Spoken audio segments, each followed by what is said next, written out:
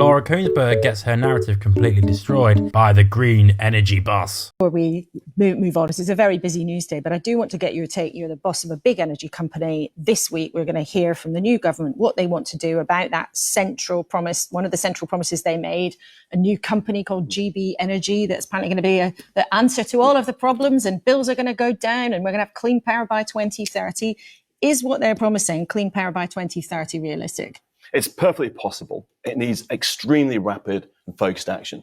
I think one of the very positive things in the recent election was that the attempt to create a lot of negativity, culture wars over net zero failed. The government won when one of its 5 key pledges was around green prosperity, green growth.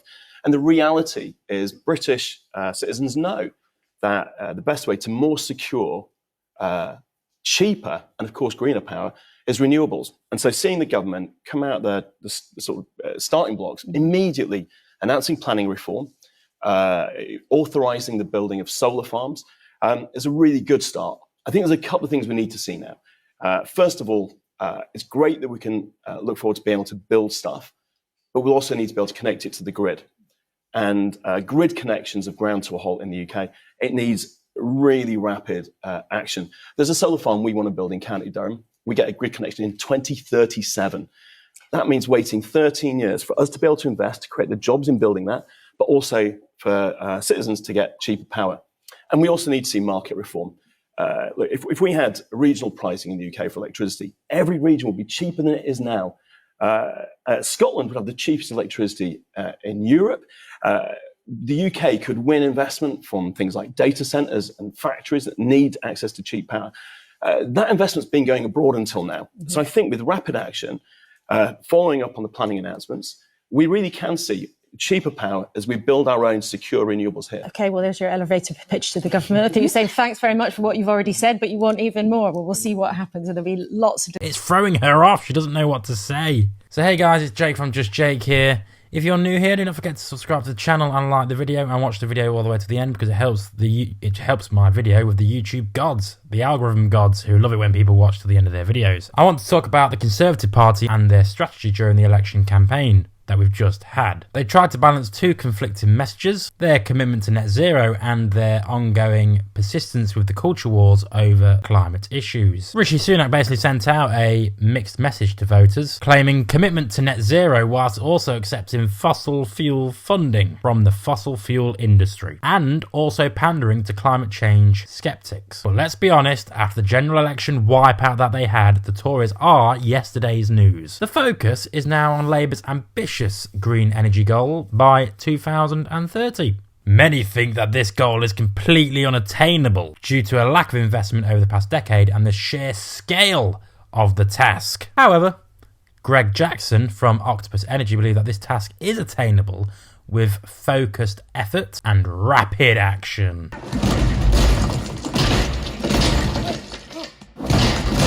This week, the government, led by Sir Keir Starmer, our new Prime Minister, about his manifesto promise to create a GB Energy, a Great British Energy, which is supposed to address all of our problems and lower bills, whilst providing clean power by 2030. Is it realistic? But it requires swift and decisive action. Let's hope Keir Starmer is nothing like Boris Johnson. Eh? One positive outcome of the recent election is the failure to create negative tension and negative feelings towards the entire concept of clean energy and renewable energy. The new government has already announced reforms and announced the planning permission easing for the building of new solar farms, which is a great start, but there is more to be done. We need to connect new projects to the grid immediately. Right now, grid connections in the UK are amongst the worst in the Western civilized world. For instance, a solar farm that they wanted to build in County Durham won't get a grid connection until 2037. That is 13 years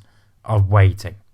Jackson also mentioned the need for market reform. If we had regional pricing for electricity, every region would be cheaper than it is now. Scotland could have the cheapest electricity in Europe, attracting investment that's currently going abroad. With rapid action following the Green announcement, we could see cheaper, greener power very, very soon. Let's talk about Laura Kuenssberg. Some people think that due to the Tory political wipeout that she's struggling to adapt to the newfound reality that she finds herself in, a red landscape, as it were. She's used to interviewing business owners who criticise Brexit, for Christ's sake, and old Conservative government's policies. But now business owners like Greg Jackson are positive about the new Labour government. It's throwing her off. She doesn't know what to say. Laura's always seemed to have a hard time treating non-politicians nicely, to say the least. She's always biased, defending the old government and treating them unfairly. So how long can Laura keep her job if she can't even separate her own biases on her own show? It's certainly something to think about. But anyway, I'm Jake from Just Jake. Thank you for watching the video as always. Tell me what you think in the comments. And as always, make love, not war. Because you won't get treated any more fairly on Laura Kuenssberg's show because she hates you. But anyway, goodbye. You are the weakest link.